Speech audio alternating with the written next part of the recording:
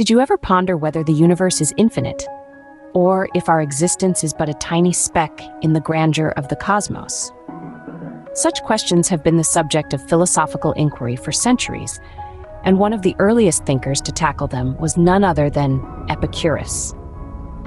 Born in 341 BC on the Aegean island of Samos, Epicurus was a child of Athenian settlers. His philosophical journey began at an early age, sparked by his dissatisfaction with the teachings of Plato and Aristotle. He found their explanations of the natural world lacking, leading him to forge his own path in search of truth.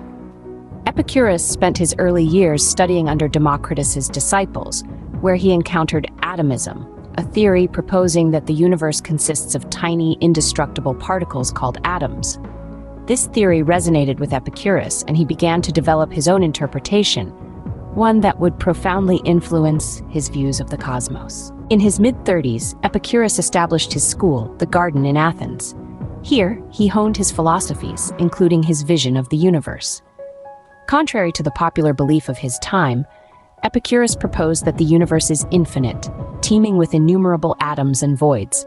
He suggested that these atoms, continuously in motion, collide and interact, forming the world as we know it.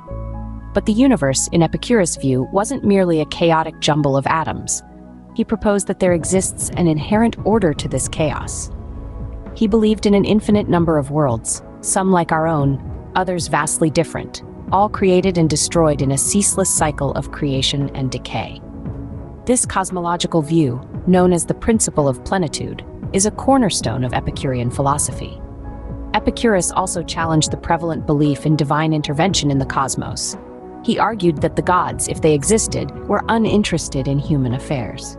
This view, known as the problem of evil, freed humanity from the fear of divine retribution, fostering a sense of peace and tranquility. Now, let's consider the relevance of Epicurus's views in modern cosmology. His belief in an infinite universe teeming with countless atoms and worlds resonates with contemporary theories of multiverses. His principle of plenitude aligns with the idea of a cyclic universe where creation and decay occur in an endless loop. And his problem of evil? It continues to fuel debates on the nature and existence of God. So it appears that Epicurus, a philosopher from over 2,000 years ago, was a visionary in his views of the universe.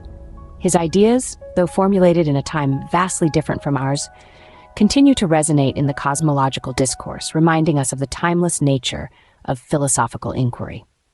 The universe, according to Epicurus, is a grand spectacle of atoms and voids, worlds and gods, creation and decay. It's a cosmos that is infinitely fascinating, eternally evolving, and above all, profoundly human. It's a universe that invites us to wonder, to question, and to seek, echoing Epicurus's own quest for truth. In the grandeur of the cosmos, we find not only the echoes of Epicurus's atoms and voids, but also his enduring legacy, a testament to the power of human curiosity and the eternal quest for understanding.